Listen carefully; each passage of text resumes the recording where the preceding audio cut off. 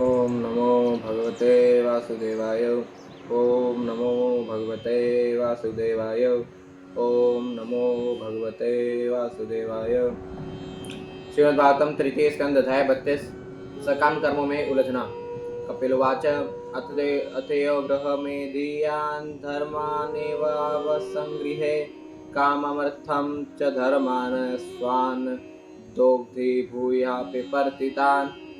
श्री भगवान ने कहा, गृहस्थ जीवन में लिप्त रहने वाला व्यक्ति धार्मिक अनुष्ठान करते हुए भौतिक लाभ प्राप्त करता रहता है और इस प्रकार वह आर्थिक विकास तथा इंद्र तृप्ति की अपनी इच्छा की पूर्ति करता है। वह बारंबार इसी प्रकार से कार्य करता है। तात्पर्य: गृहस्थ दो प्रकार के होते हैं। प्रथम गृहमेधी कहलाता है तथा द्वितीय गृहस्थ। गृहमेधी के जीवन का लक्ष्य इंद्र तृप्ति होता है और गृहस्थ का आत्म साक्षात्कार। यहाँ श्री भगवान गृहमेधी के संबंध में अथवा उस व्यक्ति के विषय में बोल रहे हैं जो इस जगत में बना रहना चाहता है। उसका कार्य यह है कि आर्थिक विकास के लिए धार्मिक अनुष्ठान करके भौतिक लाभों का भोग करना और अंततः अपनी इंद्रियों को तुष्ट करना। उसे इससे अधिक और कुछ नहीं चाहिए। ऐसा व्यक्ति अत्यंत धनी बनने तथा ठीक प्रकार से रहने और खाने पीने हेतु जीवन भर कठोर परिश्रम करता है। वह किसी पुण्य कार्य हेतु कुछ दान देकर अगले जन्म में स्वर्गलोक को जा सकता है, किंतु वह जन्म मृत्यु के आवागमन को रोकना नहीं चाहता और न भौतिक अस्तित्व के दुखों का अंत देखना चाहता है। ऐसा व्यक्ति गृहमेधी कहलाता है। गृहस्थ वह व्यक्ति है जो अपने परिवार, पत्नी, बच्चों तथा कुटुंबियों के साथ रहता है, किंतु उनसे कोई लगाव नहीं रखता। वह साधु या सन्यासी न बनकर पारिवारिक जीवन बिताना पसंद करता है, किंतु उसका मुख्य उद्देश्य आत्म साक्षात्कार प्राप्त करना या कृष्ण भावनामृत के पद तक पहुंचना रहता है। किंतु यहाँ भगवान श्री कपिल गृहमेधी के विषय में बता रहे हैं, जिनका लक्ष्य भौतिक रूप से संपन्न जीवन बिताना है और जिसे वे यज्ञ, दान तथा सत्कर्म द्वारा प्राप्त कर सकते हैं। वे अच्छे पदों पर आसीन होते हैं और चूंकि वे जानते हैं कि वे अपने पुण्य कर्मों की संपत्ति का क्षय कर रहे हैं, अतः वे बारंबार इंद्र तृप्ति के कार्यकलाप करते रहते हैं। प्रहलाद महाराज ने कहा है, पुनः पुनश्चर्वित चर्वणानाम। वे चबाए हुए को पुनः चबाना पसंद करते हैं। समृद्ध एवं धनी होते हुए भी वे बारंबार भौतिक यातनाएं झेलते हैं, किंतु वे ऐसे जीवन का परित्याग करना नहीं चाहते। स चापि भगवद्धर्मात् काममूढ़ः पराङ्मुखः यजते क्रतुभिर्देवान् पितृश्रेष्ठदयान्विताः। ऐसे व्यक्ति इंद्र तृप्ति के प्रति अत्यधिक आसक्त होने के कारण भक्ति से विहीन होते हैं। तथा अनेक प्रकार के यज्ञ करते रहने तथा देवों एवं पितरों को प्रसन्न करने हेतु बड़े बड़े व्रत करते रहने पर भी वे कृष्ण भावनामृत अर्थात भक्तिमय सेवा में रुचि नहीं लेते। तात्पर्य: श्रीमद् भगवद गीता 7.20 में कहा गया है कि जो व्यक्ति देवताओं की पूजा करते हैं उनकी बुद्धि भ्रष्ट रहती है। काम में स्थिर ज्ञानः। वे इंद्र तृप्ति के प्रति अत्यधिक आकृष्ट रहते हैं, फलतः वे देवताओं को पूजते हैं। निसंदेह वैदिक शास्त्रों में संस्तुति की गई है कि जो धन, स्वास्थ्य या विद्या का इच्छुक हो उसे विविध देवताओं का पूजन करना चाहिए। भौतिकवादी व्यक्ति की मांगे अनेक होती हैं, अतः उसकी इंद्रियों को तुष्ट करने वाले देवता भी अनेक हैं। जो गृहमेधी समृद्ध भौतिकवादी जीवन में बने रहना चाहते हैं, वे सामान्यतः पिंड दान द्वारा देवताओं या पितरों को पूजते हैं। ऐसे व्यक्ति कृष्ण भावनामृत से विहीन होते हैं और श्री भगवान की भक्ति में सेवा करने में रुचि नहीं लेते। इस प्रकार का तथा कथित पवित्र तथा धार्मिक व्यक्ति निराकारवाद का प्रतिफल है। निर्विशेषवादियों की धारणा है कि परम सत्य का कोई रूप नहीं होता, अतः अपने लाभ के लिए चाहे जिस रूप की कल्पना करके उसकी पूजा कर ली जाए। अतः गृहमेधी या भौतिकवादी व्यक्ति कहते हैं कि वे श्री भगवान की पूजा के रूप में किसी भी देवता की पूजा कर सकते हैं।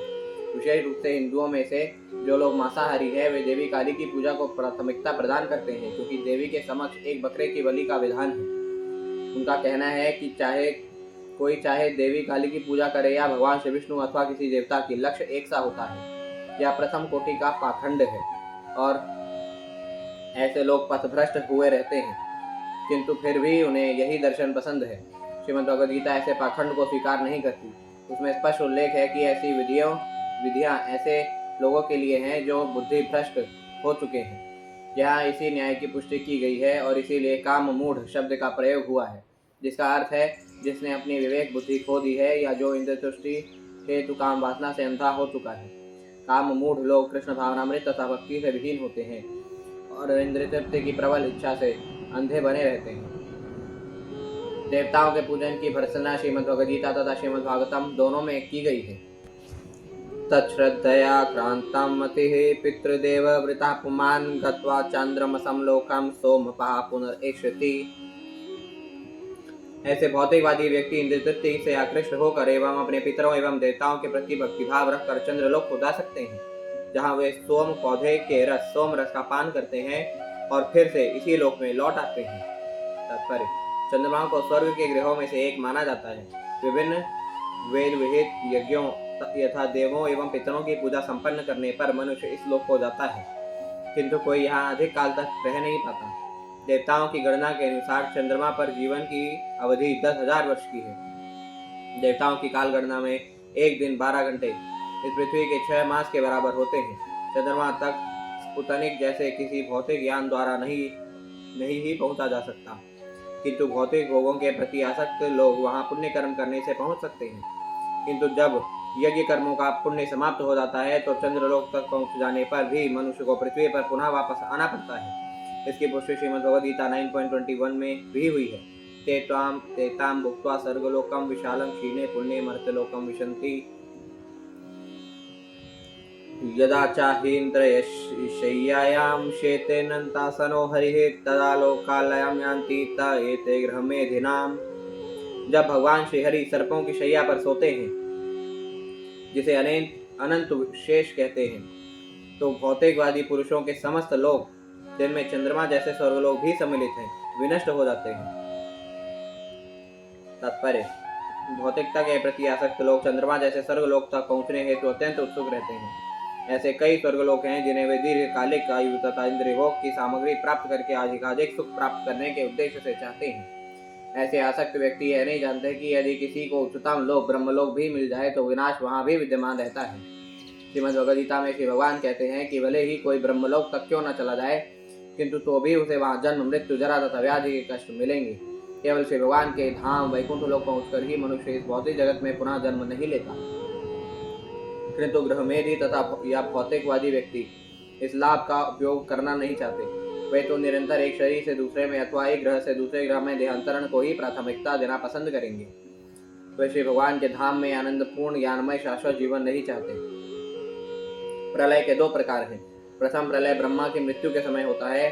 उस समय समस्त स्वर्गीय ग्रह मंडलों के साथ अन्य ग्रह मंडलों की सभी प्रणालियां जल में विलीन हो जाती हैं और गर्भोदक सागर में सर्पों की शैया पर लेटे हुए भगवान श्री विष्णु के शरीर में प्रवेश करती हैं। दूसरा प्रलय ब्रह्मा के एक दिन के अंत में घटित होता है, जिसमें सभी निम्न लोक विनष्ट हो जाते हैं। जब ब्रह्मा उनकी रात्रि के बीतने पर जागते हैं तो ये निम्न लोक पुनः उत्पन्न किए जाते हैं। इस श्लोक से श्रीमद् भगवद गीता के इस कथन की पुष्टि होती है कि जो लोग देवों की पूजा करते हैं उनकी बुद्धि मारी गई है। ये अल्पज्ञानी मनुष्य यह नहीं जानते कि यदि वे स्वर्ग जाते भी हैं तो प्रलय के समय वे स्वयं देवतागण तथा उनके समस्त लोक विनष्ट हो जाएंगे। उन्हें इसकी सूचना नहीं रहती कि सनातन और आनंदमय जीवन प्राप्त किया जा सकता है। ये सधर्मान् दुह्यन्ति धीरा कामार्थ हेतवे निसंगान्यस्तकर्माणा प्रशान्तः शुद्धचेतसः। जो बुद्धिमान हैं और शुद्ध चेतना वाले हैं, वे कृष्ण भक्ति में पूर्णतया संतुष्ट रहते हैं। भौतिक प्रकृति के गुणों से मुक्त होने के बाद वे इंद्रिय तृप्ति के लिए कर्म नहीं करते, किंतु वे अपने अपने सकर्मों में लीन रहते हैं और विधानानुसार कर्म करते हैं। तात्पर्य: इस प्रकार के मनुष्य का सर्वोत्कृष्ट उदाहरण अर्जुन है। अर्जुन क्षत्रिय था और उसको धर्म युद्ध करना था। सामान्यतः राजा अपने राज्य के विस्तार के लिए युद्ध करते हैं और इंद्रिय तृप्ति के लिए उस पर राज्य करते हैं, लेकिन जहाँ तक अर्जुन का प्रश्न है, उसे अपनी स्वयं की इंद्रिय तृप्ति के लिए युद्ध करने से मना कर दिया। उसने कहा कि यद्यपि स्वजनों से युद्ध करके वह साम्राज्य प्राप्त कर सकता है, पर वह उनसे लड़ना नहीं चाहता। किंतु जब भगवान श्री कृष्ण ने उसे आदेश दिया और जब वह श्रीमद् भगवद गीता के उपदेशों से आश्वस्त हो गया कि उसका धर्म भगवान श्री कृष्ण को प्रसन्न करना है, तो वह युद्ध करने लगा। इस प्रकार उसने अपनी इंद्रिय तुष्टि के लिए नहीं अपितु पूर्ण पुरुषोत्तम भगवान के संतोष के लिए युद्ध किया। जो लोग अपना निर्धारित कर्म इंद्रिय तृप्ति के लिए नहीं अपितु श्री भगवान को प्रसन्न करने हेतु करते हैं, वे निसंग कहलाते हैं, अर्थात वे भौतिक प्रकृति के गुणों के प्रभाव से मुक्त होते हैं। न्यस्त कर्माणः बताता है कि उनके कर्मों का फल श्री भगवान को प्रदान कर दिया जाता है। ऐसे लोग अपना अपना कर्तव्य निर्वाह करते तो प्रतीत होते हैं, किंतु ऐसे कर्म अपनी निजी इंद्रिय तृप्ति के लिए नहीं होते, अपितु श्री भगवान के लिए संपन्न किए जाते हैं। ऐसे भक्त प्रशांतः अर्थात परम संतुष्ट कहलाते हैं। शुद्ध चेतता का अर्थ है कृष्ण भावनामय, अर्थात जिनकी चेतना शुद्ध हो चुकी है वे। चेतना शुद्ध न रहने पर मनुष्य अपने आप को ब्रह्मांड का स्वामी मानता है, किंतु शुद्ध चेतना होने पर वह अपने आप को पूर्ण पुरुषोत्तम भगवान का शाश्वत दास मानता है। अपने आप को पूर्ण पुरुषोत्तम भगवान के शाश्वत दास के पद पर बिठाकर और निरंतर उन्हीं के लिए काम करते हुए वह वास्तव में पूर्णतः संतुष्ट हो जाता है। जब तक कोई निजी तृप्ति हेतु कार्य करता है तब तक वह चिंता से ग्रस्त रहता है। सामान्य चेतना तथा कृष्ण चेतना भक्ति योग में यही अंतर है। निवृत्ति धर्म निरता निर्ममा निरहंकृता स्वधर्माप्तेन सत्वेन परिशुद्धेन चेतसा।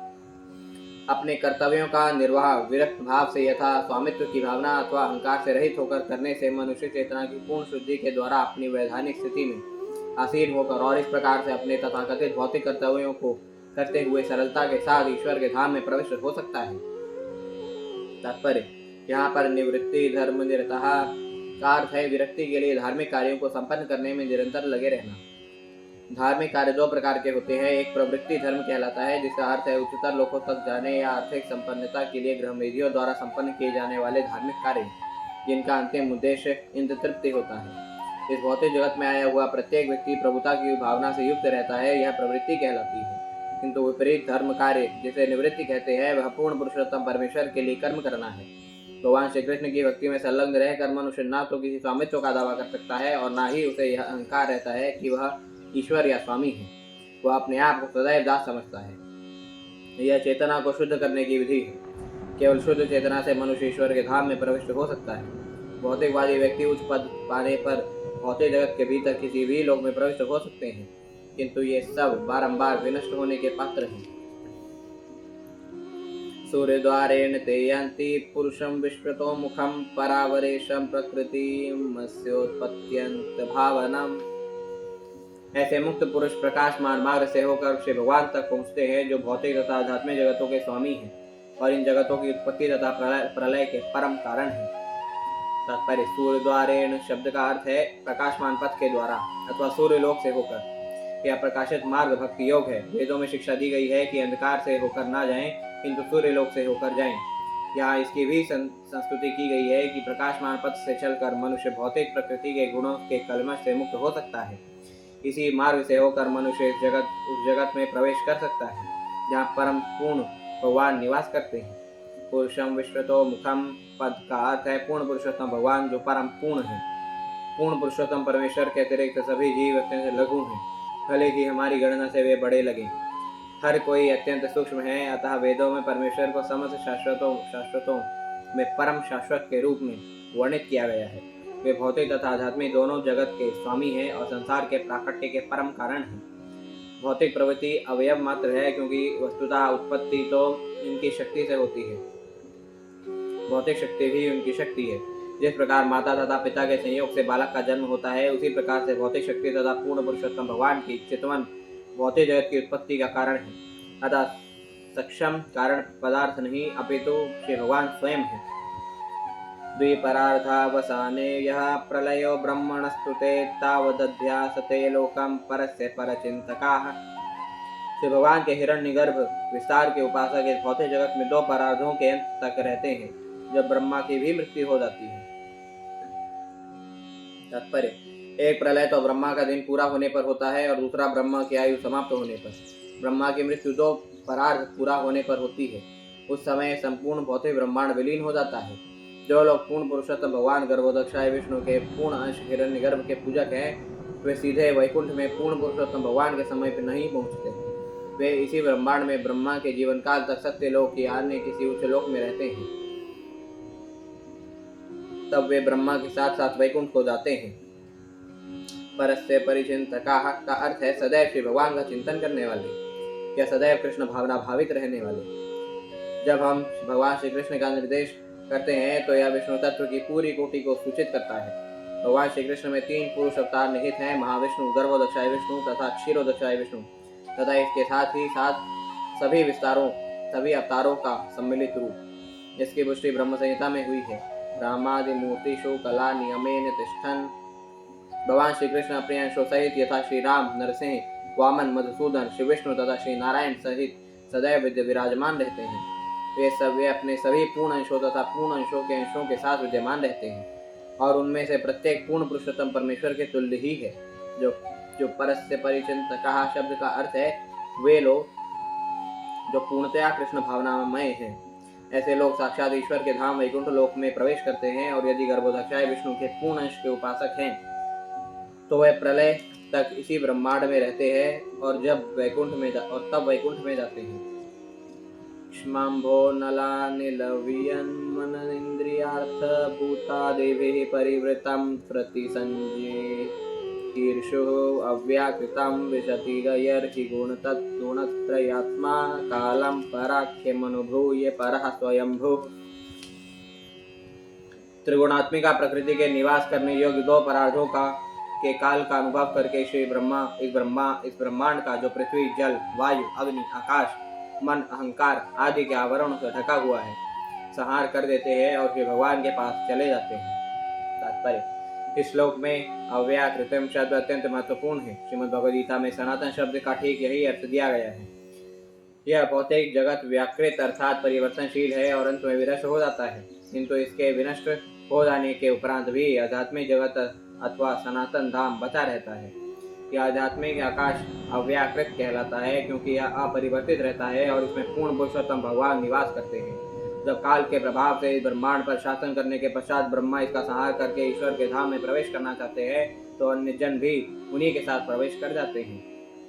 एवं परित्य भगवन्तं अनुप्रविष्टा ये योगिनो यज्जितमरुन्मनसो विरागः तेनैव साक्रममृतं पुरुषं पुराणं ब्रह्म प्रधानमुपयान्त्यगताभिमानः।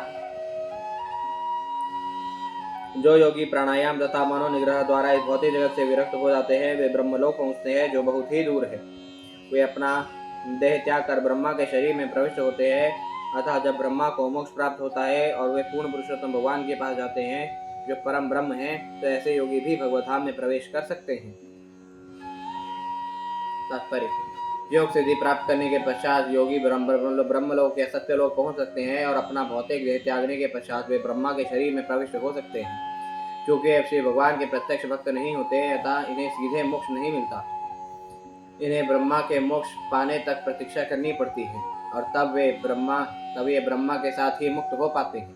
यह स्पष्ट है कि जब तक जीव किसी अन्य देवता के विचार की उपासना करता है तो उसकी चेतना उसी देवता के विचार में लीन रहती है। अतः वे ना तो प्रत्यक्ष मोक्ष प्राप्त करते हैं अथवा भगवत धाम में प्रवेश कर पाते हैं और ना ही वे श्री भगवान की निराकार तेज में लीन हो पाते हैं। ऐसे योगी या देवताओं के उपासकों को पुनः सृष्टि होने पर फिर से जन्म लेना पड़ता है। अथ तं सर्वभूतानामृतपद्मेषु कृतालयं श्रुतानुभावं शरणं व्रज भावेन भामिनी। अतः हे माता, आप प्रत्यक्ष भक्ति योग द्वारा जन जन के हृदय में स्थित पूर्ण पुरुषोत्तम भगवान की शरण ग्रहण करें। तात्पर्य: मनुष्य पूर्ण पुरुषोत्तम भगवान से पूर्ण कृष्ण भावना में प्रत्यक्ष संपर्क स्थापित कर सकता है और श्री भगवान के साथ प्रेमी परमात्मा पुत्र, मित्र या स्वामी के रूप में उनसे संबंध स्थापित कर सकता है। मनुष्य अनेक प्रकार से परमेश्वर के साथ दिव्य प्रेम संबंध स्थापित कर सकता है और यह भाव ही वास्तविक तादात्म्य है। मायावादी चिंतकों तथा वैष्णव चिंतकों का तादात्म्य भिन्न प्रकार का होता है। मायावादी तथा वैष्णव दार्शनिक दोनों ही परम ब्रह्म में लीन होना चाहते हैं, किंतु वैष्णव अपनी पहचान खोते नहीं हैं। वे प्रेमी, माता पिता, मित्र या दास के रूप में अपनी सत्ता पहचान बनाए रखना चाहते हैं। दिव्य जगत में दास तथा स्वामी एक होते हैं, यह परम पद है। यद्यपि उनमें संबंध दास तथा स्वामी का रहता है, किंतु सेव्य तथा सेवक दोनों एक ही पद पर रहते हैं। यही तादात्म्य है। भगवान श्री कपिल ने अपनी माता को उपदेश दिया कि उन्हें किसी परोक्ष विधि की आवश्यकता नहीं है, वे पहले से इस प्रत्यक्ष विधि को प्राप्त है। क्योंकि परमेश्वर ने उनके पुत्र के रूप में जन्म लिया है तो वस्तुतः उन्हें और किसी उपदेश की आवश्यकता नहीं रह गई थी, क्योंकि वे पहले ही पूर्णता की अवस्था में थी। भगवान श्री कपिल ने उन्हें उसी अवस्था में बने रहने की सम्मति दी। अतः उन्होंने अपनी माता को भामिनी कहकर संबोधित किया, जो सूचित करता है कि वे पहले ही श्री भगवान का चिंतन अपने पुत्र रूप में कर रही थी। अतः भगवान श्री कपिल देवभूति को सीधे कृष्ण भावनामृत में भक्ति योग करने की सम्मति देते हैं, क्योंकि इस चेतना के बिना माया के पास से मुक्त नहीं हुआ जा सकता। आद्यास्तिरचराणाचराणां यो वेदगर्भः सहस्रभिः योगेश्वरैः कुमाराद्यैः सिद्धैर्योगप्रवर्तकैः भेददृष्टयाभिमानेन निसङ्गेनापि कर्मणा कर्तृत्वात् सङ्गुणं ब्रह्म पुरुषं पुरुषर्षभं संसृत्य पुनः काले कालेनेश्वरमूर्तिना जाते गुणव्यक्तिकरे यथा पूर्वं प्रजायते ऐश्वर्यं पारमेष्ठ्यं च तेऽपि धर्मविनिर्मितं निषेव्य पुनरायान्ति गुणव्यतिकरे सति। हे माता, भले ही कोई किसी विशेष स्वार्थ से शिव भगवान की पूजा करे, किंतु ब्रह्मा जैसे देवता, सनत कुमार जैसे ऋषि मुनि तथा मरीचि जैसे महामुनि सृजन के समय इस जगत में पुनः लौट आते हैं। जब भौतिक प्रकृति के तीनों गुणों की अंतः क्रिया प्रारंभ होती है तो काल के प्रभाव से इस दृश्य जगत के सृष्टा तथा वैदिक ज्ञान के ज्ञाता ब्रह्मा एवं आध्यात्मिक मार्ग तथा योग पद्धति के प्रवर्तक बड़े बड़े ऋषि वापस आ जाते हैं। वे अपने निष्काम कर्मों से मुक्त तो हो जाते हैं और पुरुष के प्रथम अवतार आदि पुरुष को प्राप्त होते हैं, किंतु सृजन के समय वे पुनः अपने पहले के ही रूपों तथा पदों में वापस आ जाते हैं। तात्पर्य, यह सभी जानते हैं कि ब्रह्मा को मुक्ति मिलती है, किंतु वे अपने भक्तों को मुक्ति नहीं दिला सकते। ब्रह्मा तथा शिव जैसे देवता किसी जीव को मुक्ति नहीं दे सकते। जैसा कि श्रीमद् भगवद गीता में पुष्टि हुई है, केवल वे ही माया के पास से मुक्त हो सकते हैं जिन्होंने पूर्ण पुरुषोत्तम भगवान श्री कृष्ण की शरण ग्रहण कर ली है। यहाँ ब्रह्मा को आद्यास्तिरचराणाम कहा गया है। वे मूल प्रथम सृजित जीव हैं और वे अपने जन्म के पश्चात संपूर्ण दृश्य जगत की उत्पत्ति करने वाले हैं। सृष्टि के संबंध में परमेश्वर ने उन्हें भलीभांति शिक्षा दी थी। यहाँ पर उन्हें वेद गर्भ कहा गया है, जिसका तात्पर्य है कि वे वेदों के पूर्ण उद्देश्य का ज्ञान रखते हैं। उनके साथ मरीचि, कश्यप जैसे महापुरुष तथा सप्तर्षि, महान योगी, कुमारगण तथा अध्यात्म में बड़े चढ़े अन्य जीव रहते हैं, किंतु उनका ईश्वर से पृथक निजी स्वार्थ रहता है। भेद दृष्टया का अर्थ यह है कि ब्रह्मा कदाचित सोचते हैं कि वे परमेश्वर से स्वतंत्र हैं, या कि वे अपने आप को 3 स्वतंत्र अवतारों में से एक मानते हैं। ब्रह्मा को सृजन का कार्य सौंपा गया है, श्री विष्णु पालन करते हैं और रुद्र या शिव संहार करते हैं। ये तीनों परमेश्वर के अवतार समझे जाते हैं, जो भौतिक प्रकृति के 3 विभिन्न गुणों में अधिष्ठाता है, किंतु इन तीनों में से कोई भी पूर्ण पुरुषोत्तम भगवान से स्वतंत्र नहीं है। यहाँ पर इसीलिए भेद दृष्टया शब्द आया है, क्योंकि ब्रह्मा कुछ सोचते हैं कि वे रुद्र के समान स्वतंत्र हैं। कभी कभी ब्रह्मा अपने आप को परमेश्वर से स्वतंत्र मानते हैं और उनके उपासक भी ब्रह्मा को स्वतंत्र मानते हैं। इसीलिए भौतिक जगत के संहार के पश्चात जब तीनों गुणों की पारस्परिक क्रिया से पुनः सृष्टि होती है तो ब्रह्मा वापस आते हैं। यद्यपि ब्रह्मा दिव्य गुणों से परिपूर्ण प्रथम पुरुषावतार महाविष्णु के रूप में पूर्ण पुरुषोत्तम भगवान के समीप पहुंच जाते हैं, किंतु वे वैकुंठ में ठहर नहीं सकते। उनके पास आने की विशेष महत्ता देखी जा सकती है। ब्रह्मा, महान ऋषिगण तथा योग के महान स्वामी शिव सामान्य जीव नहीं है। वे सभी अत्यंत शक्तिमान हैं और समस्त योग सिद्धियों से पूर्ण हैं। फिर भी उनमें परम ब्रह्म के साथ एकाकार होने की प्रवृत्ति रहती है, अतः उन्हें वापस आना पड़ता है। श्रीमद् भागवतम में यह स्वीकार किया गया है कि जब तक मनुष्य अपने आप को पूर्ण पुरुषोत्तम भगवान के समतुल्य मानता है, तब तक वह पूर्णतः शुद्ध या ज्ञेय नहीं रहता। प्रलय के उपरांत ऐसे लोग प्रथम पुरुष अवतार महाविष्णु के समीप तक जाकर भी पुनः इस भौतिक संसार में वापस आते हैं। निर्विशेषवादियों का यह सोचना उनका घोर पतन है कि परमेश्वर भौतिक शरीर के भीतर प्रकट होते हैं, अतः परमेश्वर के स्वरूप के चिंतन की कोई आवश्यकता नहीं है, अतः निराकार का चिंतन करना चाहिए। इस भूल के कारण बड़े से बड़े योगी या महान अध्यात्मवादी भी पुनः सृष्टि होने पर वापस आते हैं। निर्विशेषवादियों एवं अद्वैतवादियों के अतिरिक्त सभी जीव पूर्ण कृष्ण चेतना में रहकर भक्ति में सेवा को अपना सकते हैं और पूर्ण पुरुषोत्तम भगवान के लिए दिव्य प्रेम भक्ति उत्पन्न करके मुक्त हो सकते हैं। ऐसी भक्ति व सेवा परमेश्वर को स्वामी, सखा, पुत्र तथा प्रेमी के रूप में सोचने पर क्रमशः उत्पन्न होती है। दिव्य विविधता में ऐसे अंतर तो सदैव ही उपस्थित रहेंगे।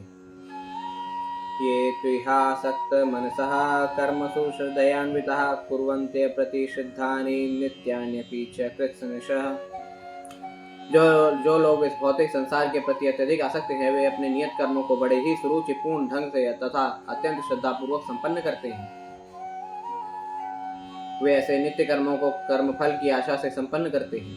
तात्पर्य, श्रीमद् भागवतम के श्लोक में तथा अगले श्लोक, ये 6 श्लोकों में भौतिक रूप से अत्यधिक आसक्त लोगों की आलोचना की गई है। वैदिक शास्त्रों का आदेश है कि जो भौतिक सुखों को भोगने में अत्यधिक आसक्त होते हैं, उन्हें इनका परित्याग करके कुछ अनुष्ठान करने होते हैं। उन्हें स्वर्ग पहुंचने हेतु दैनिक जीवन में कुछ विधि विधानों का पालन करना होता है। इस श्लोक में कहा गया है कि ऐसे व्यक्ति कभी भी मुक्त नहीं हो सकते। जो लोग इस भावना से देवताओं की पूजा करते हैं कि प्रत्येक देवता पृथक ईश्वर है, वे कभी भी आध्यात्मिक जगत नहीं जा पाते। उन लोगों की बात तो दूर रही जो केवल अपनी भौतिक दशा सुधारने हेतु कर्म करते हैं। रजसा कुंठ मनसः कामात्मानो जितेन्द्रियाः पितरन् यजन्त्यनुदिनं गृहेष्वभिरताशयाः। ऐसे लोग रजोगुण से प्रेरित होकर चिंताओं से व्याप्त रहते हैं और इंद्रियों को वश में न कर सकने के कारण सदैव इंद्रिय तृप्ति की कामना करते रहते हैं।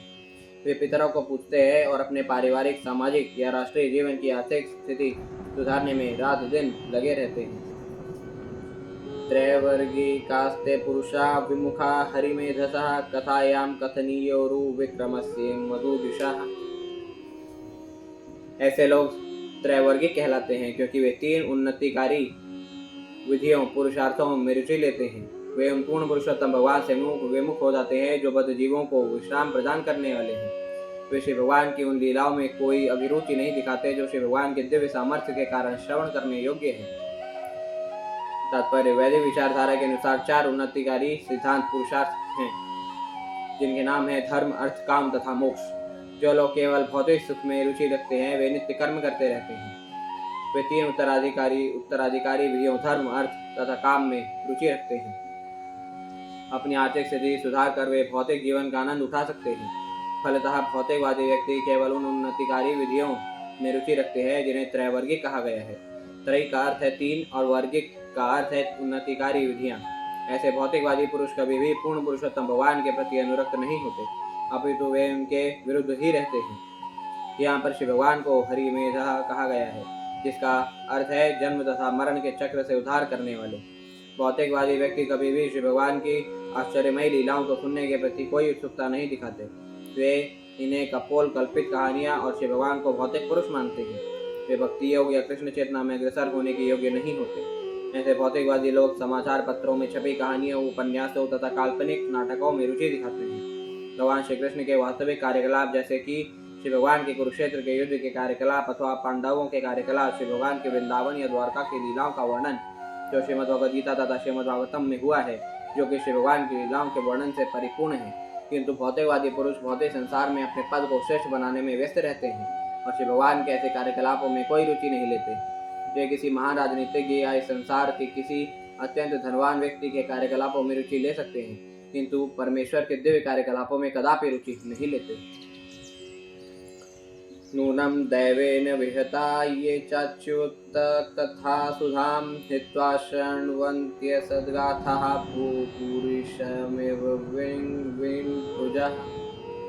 ऐसे व्यक्ति श्री भगवान के परम आदेशानुसार निंदित होते हैं क्योंकि वे पूर्ण पुरुषोत्तम भगवान के कार्यकलाप रूपे अमृत से विमुख रहते हैं। अतः उनकी तुलना विष्ठा भोजी शूकरों से की गई है। वे श्री भगवान के दिव्य कार्यकलापों को न सुनकर भौतिकवादी पुरुषों की कुत्सित कथाएं सुनते हैं।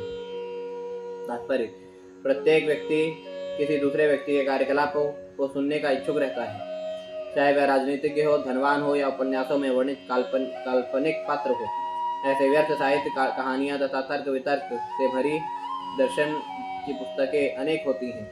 भौतिकवादी व्यक्ति ऐसा साहित्य पढ़ने में अधिक रुचि लेते हैं, किंतु जब उनके सामने श्रीमद् भगवद गीता, श्रीमद् भागवतम, विष्णु पुराण जैसे ज्ञान ग्रंथ तथा विश्व के अन्य शास्त्र यथा बाइबल या कुरान आते हैं तो वे उनमें रुचि नहीं दिखाते। ऐसे व्यक्ति श्री भगवान के आदेशों, शास्त्रों द्वारा उसी प्रकार से निंदित किए गए हैं जिस प्रकार सूकर निंदित होता है। सूकर मल खाने में रुचि दिखाता है। यदि उसे घी अथवा दूध का बना कोई उत्तम पकवान दे दिया जाए तो वह उसे पसंद नहीं करता। यह दुर्गंधमय विष्ठा मल को ही पसंद करता है क्योंकि वह उसे ही सबसे स्वादिष्ट समझता है। भौतिकवादी मनुष्य इसीलिए निंद्य माने जाते हैं क्योंकि वे दिव्य कार्यकलापों में रुचि न रखकर नारकीय कार्यों में रुचि प्रदर्शित करते हैं। कि भगवान के कार्यकलापों का संदेश अमृत है, इसके अतिरिक्त कोई भी जानकारी वास्तव में नारकीय है।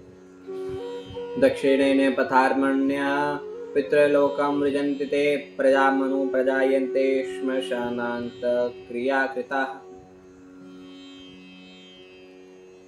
ऐसे भौतिकवादी व्यक्तियों को सूर्य के दक्षिण मार्ग से पितृलोक जाने दिया जाता है, किंतु वे पुनः इस लोक में आते हैं। और अपने ही परिवारों में जन्म लेते हैं तथा जन्म से लेकर जीवन के अंत तक पुनः उसी प्रकार से सकाम कर्म करते हैं। तात्पर्य श्रीमद् भगवद गीता 9.21 में कहा गया है कि ऐसे व्यक्ति उच्च लोकों को जाते हैं। जब उनके जीवन भर के कर्म चुक जाते हैं तो वे इस ग्रह में वापस आ जाते हैं।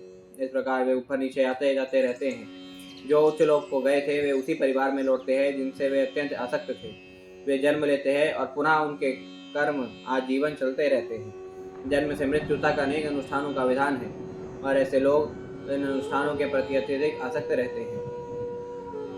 तदस्ते क्षीर सुकृतः पुनर्लोकम इमं सति पतन्ते विवशादेवैः सद्यो विभ्रंशितोदयाः।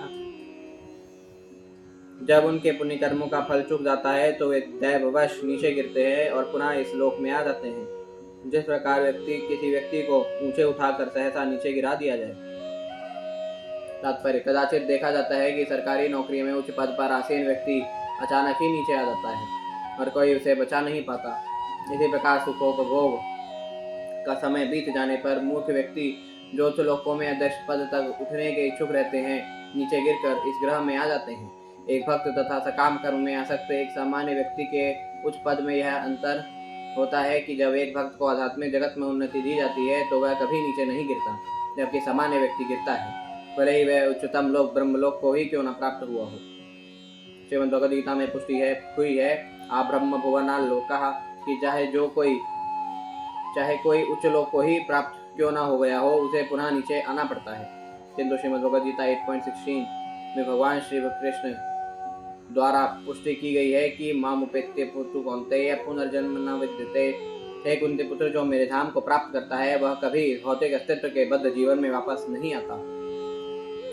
तस्मात् त्वं सर्वभावेन भजस्व परमेष्ठिनं तद्गुणाश्रयया भक्त्या भजनीय पदाम्बुजम्। अतः हे माता, मैं आपको परामर्श देता हूँ कि आप श्री भगवान की शरण ग्रहण करें जिनके चरण कमल पूजनीय हैं। इसे आप समस्त भक्ति तथा प्रेम से स्वीकार करें क्योंकि इस प्रकार से आप दिव्य भक्ति योग को प्राप्त हो सकेंगी। तात्पर्य परमेष्ठिनम शब्द का प्रयोग कभी कभी ब्रह्मा के लिए किया जाता है। परमेष्ठि का अर्थ है सर्वोपरि पुरुष। जिस प्रकार इस ब्रह्मांड में ब्रह्मा ही सर्वोपरि पुरुष हैं, उसी प्रकार से वैकुंठ में भगवान श्री कृष्ण सर्वोपरि पुरुष हैं। भगवान श्री कपिल अपनी माता को सम्मति देते हैं कि वे पूर्ण पुरुषोत्तम भगवान श्री कृष्ण के चरण कमलों की शरण में जाएं, क्योंकि यही श्रेयस्कर है। यहाँ ब्रह्मा तथा शिव जैसे उच्चतम पदों में आसीन देवताओं की शरण ग्रहण करने की शिक्षा नहीं दी गई है। मनुष्य को परम भगवान की शरण ग्रहण करनी चाहिए। सर्वभावेन का तात्पर्य है सर्व प्रेमानुभूति में ईश्वर का शुद्ध प्रेम प्राप्त करने के पूर्व ऊपर उठने की प्रारंभिक अवस्था भाव है। श्रीमद् भगवद गीता का वचन है बुधा भाव समन्विता। जिसने भाव अवस्था प्राप्त कर ली है वह भगवान श्री कृष्ण के चरण कमलों को पूजनीय स्वीकार कर सकता है। यहाँ पर भगवान श्री कपिल ने अपनी माता को यही उपदेश दिया है। इस श्लोक में तद्गुणाश्रया भक्त्या पद भी महत्वपूर्ण है। इसका अर्थ यह है कि भगवान श्री कृष्ण की भक्ति में सेवा संपन्न करना दिव्य कर्म है, यह कोई भौतिक कर्म नहीं है। इसकी पुष्टि श्रीमद् भगवद गीता में हुई है। जो भक्ति में सेवा में लगे हुए हैं वे आध्यात्मिक जगत में स्थित समझे जाते हैं। ब्रह्म भूया ये कल्पते, वे तत्काल आध्यात्मिक जगत में उन्नत होते हैं। मनुष्य के लिए जीवन की चरम सिद्धि प्राप्त करने हेतु तो एकमात्र साधन पूर्ण कृष्ण चेतना में भक्ति करना है। भगवान श्री कपिल ने यहाँ पर अपनी माता को इसी का उपदेश दिया है। अतः भक्ति योग समस्त भौतिक गुणों के प्रभावों से मुक्त है, अर्थात निर्गुण है। यद्यपि भक्ति में सेवा संपन्न करना भौतिक कार्य सा प्रतीत होता है, किंतु यह कभी सगुण नहीं है, अर्थात भौतिक गुणों से दूषित नहीं है। तद्गुणाश्रया का अर्थ यह है कि भगवान श्री कृष्ण के दिव्य गुण इतने उत्कृष्ट हैं कि मनुष्य को अन्य कार्यों की ओर ध्यान देने की आवश्यकता नहीं रह जाती। भक्तों के प्रति उनका व्यवहार इतना प्रशंसनीय होता है कि भक्त को किसी दूसरी पूजा की ओर मन को मोड़ना नहीं पड़ता। कहा जाता है कि पुत्रा नामक राक्षसी भगवान श्री कृष्ण को विष देकर मारने आई थी, किंतु भगवान श्री कृष्ण उसका स्तनपान करके प्रसन्न हुए और उसे अपनी माता के तुल्य पद प्रदान कर दिया। अतः भक्तगण प्रार्थना करते हैं कि जब भगवान श्री कृष्ण को मारने की इच्छा से आई हुई पूतना इतना उच्च पद प्राप्त कर सकती है तो फिर भगवान श्री कृष्ण को छोड़कर अन्य किसी की पूजा से क्या लाभ। धार्मिक कार्य दो प्रकार के होते हैं, एक तो भौतिक विकास के लिए और दूसरे आध्यात्मिक विकास के लिए। भगवान श्री कृष्ण के चरण कमलों की शरण ग्रहण करने से मनुष्य को भौतिक तथा आध्यात्मिक दोनों प्रकार की संपन्नता प्राप्त हो जाती है, तो फिर कोई अन्य देवताओं के समीप क्यों जाए। वासुदेवे भगवती भक्ति योग प्रयोजितः शनयत्याशु वैराग्यम ज्ञानम यद ब्रह्म दर्शनम। कृष्ण चेतना में भक्ति को भगवान श्री कृष्ण में लगाने से ज्ञान, विरक्ति तथा आत्म साक्षात्कार में प्रगति करना संभव है। तात्पर्य, अल्पज्ञ कहते हैं कि भक्ति योग उन लोगों के लिए है जो दिव्य ज्ञान तथा वैराग्य में उन्नति नहीं कर पाए हैं, क्योंकि वास्तविकता तो यह है कि जो समग्र कृष्ण चेतना से भक्ति योग में लगा रहता है उसे ना तो वैराग्य के लिए अलग से प्रयत्न करना पड़ता है और ना दिव्य ज्ञान जागृत होने की प्रतीक्षा करनी पड़ती है। कहा जाता है जो व्यक्ति अविचल भाव से श्री भगवान की भक्ति में लगा रहता है उसमें स्वतः देवताओं के भी सभी गुण आ जाते हैं।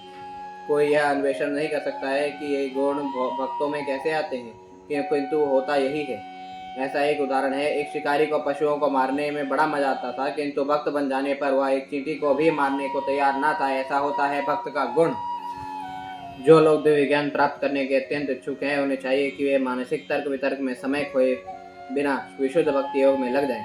परम सत्य विषय ज्ञान के बारे में किसी निश्चित मत तक पहुंचने में श्लोक में आया हुआ ब्रह्म दर्शनम शब्द अत्यंत महत्वपूर्ण है। इस शब्द का अर्थ है अध्यात्म का अनुभव या ज्ञान। भगवान श्री वासुदेव की सेवा करने वाला ही ब्रह्म को समझ सकता है। यदि ब्रह्म निराकार है तो दर्शनम अर्थात प्रत्यक्ष दर्शन का प्रश्न ही नहीं उठता है। दर्शनम का पूर्ण पुरुषोत्तम भगवान वासुदेव के देखने को बताता है। जब तक देखने वाला तथा देखा जाने वाला दर्शनीय व्यक्ति न हो तब तक दर्शनम नहीं हो सकता। ब्रह्म दर्शनम का अर्थ यह है कि जो ही मनुष्य पूर्ण पुरुषोत्तम भगवान को देखता है उसे तुरंत निराकार ब्रह्म की अनुभूति हो जाती है। भक्त को ब्रह्म की प्रकृति जानने हेतु अलग से प्रयास करने की आवश्यकता नहीं रहती। इसकी पुष्टि श्रीमद्भगवद गीता से भी होती है। ब्रह्म भूयाय कल्पते, भक्त तुरंत परम सत्य में अनुभूति प्राप्त हो जाता है। यदा से चित्तम अर्थेषु समेष्वेन्द्रिय वृत्तिभिः न विगृह्णाति वैषम्यम प्रियम अप्रियम इत्युत। उन्नत भक्त का मन इंद्रिय वृत्तियों में समदर्शी हो जाता है और वह प्रिय तथा अप्रिय से परे हो जाता है। तात्पर्य, दिव्य ज्ञान तथा भौतिक आकर्षण से वैराग्य में होने वाली उन्नति की महत्ता अत्यंत सिद्ध भक्त के व्यक्तित्व में प्रकट होती है। उसके लिए न वो स्वीकार्य होता है न अस्वीकार्य, क्योंकि वह अपनी स्वयं की इंद्रिय तृप्ति के लिए कुछ भी नहीं करता। वह जो कुछ करता है, जो कुछ सोचता है, वह सब परमेश्वर को प्रसन्न करने हेतु होता है। चाहे भौतिक जगत में हो या आध्यात्मिक जगत में उसका समदर्शी चित्त पूर्णतः प्रकट हो जाता है। वह समझ सकता है कि इस भौतिक संसार में कुछ भी अच्छा नहीं है। भौतिक प्रकृति द्वारा दूषित होने के कारण सब कुछ बुरा है। अच्छा तथा बुरा, नैतिक तथा अनैतिक के विषय में भौतिकवादी के निष्कर्ष केवल मनोकल्पना या भावुकता होते हैं। वास्तव में इस भौतिक संसार में कुछ भी अच्छा नहीं है। आध्यात्मिक क्षेत्र में सब कुछ निरपेक्ष रूप से अच्छा है। आध्यात्मिक विविधता में उन्माद नहीं रहता, क्योंकि भक्त प्रत्येक वस्तु को आध्यात्मिक दृष्टि से देखता है अतः वह समदर्शी होता है। दिव्य पद तक ऊपर उठने का यही लक्षण है। वह स्वतः वैराग्य, फिर ज्ञान और तब वास्तविक दिव्य ज्ञान प्राप्त करता है। तात्पर्य यह है कि उच्च भक्त अपने आप को श्री भगवान के दिव्य गुणों से जोड़ लेता है और इस प्रकार गुणात्मक रूप से वह पूर्ण पुरुषोत्तम भगवान से एक रूप हो जाता है। स तदैवात्मनात्मानं निसंगं समदर्शनं हेयोपादेयरिहतरहितमारूढ़ं पदमीक्षते। अपनी दिव्य बुद्धि के कारण शुद्ध भक्त समदर्शी होता है और अपने आप को पदार्थ के कल्मश से रहित देखता है। वह किसी वस्तु को श्रेष्ठ या निम्न नहीं मानता और परम पुरुष के गुणों में समान होने के कारण अपने आप को परम पद पर आरूढ़ अनुभव करता है। तात्पर्य, आसक्ति से अप्रिय का भाव जागृत होता है। भक्त की किसी वस्तु के प्रति व्यक्तिगत आसक्ति नहीं होती है, तथा उसके लिए प्रिय या अप्रिय का प्रश्न नहीं उठता। श्री भगवान की सेवा हेतु वह कुछ भी स्वीकार कर सकता है, भले ही वह उसके लिए अप्रिय हो।